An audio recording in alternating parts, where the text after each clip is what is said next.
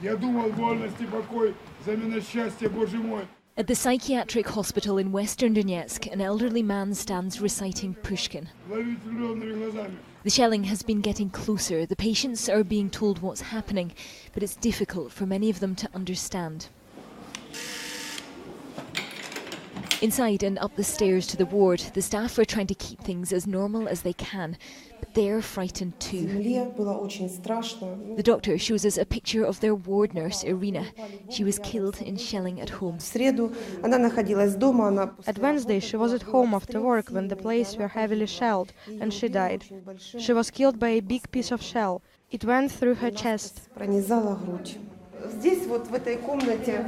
She shows us her office. From next week, she says she will live here full time. It's becoming too dangerous to try to get home. She wants us to film Vera Fyodorovna. She's 92 years old, a retired school teacher. Her neighbours found her lying on the floor at home. Her name is Vera Fyodorovna Pismenova. She has nephews in Russia. Maybe someone will see that she is alive, that she cannot look after herself. We took her here and we don't know if we can save her or not, but we hope we can. Next door, 77-year-old Nina Pavlovna. They found her begging near the church.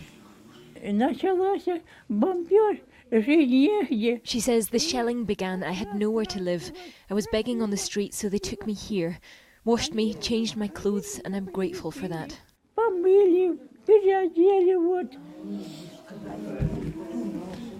Outside, another patient paces back and forth.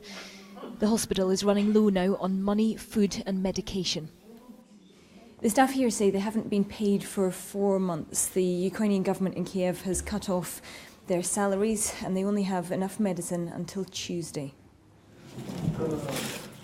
In another block, the heating has broken, so they're gathered round a wood stove.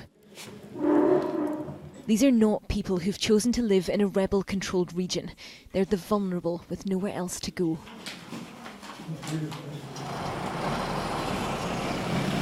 Across the city to the northeast, a doctor from Médecins Sans Frontières is taking medical supplies to an elderly care home.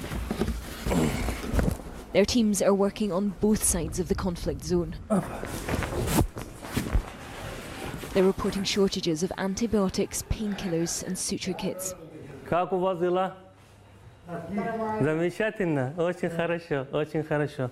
It's really big problem, these medications, and we're getting different requests from different hospitals. They need support in this, and we are doing our best. Now we support with the war wounded kids that we have. We support with maternity kit for 100 women. We support with chronic disease kit as well.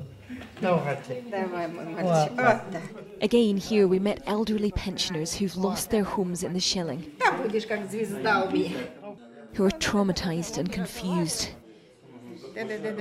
This has been going on here for 9 months now. They don't know when it will end. Katie Stallard, Sky News, Donetsk.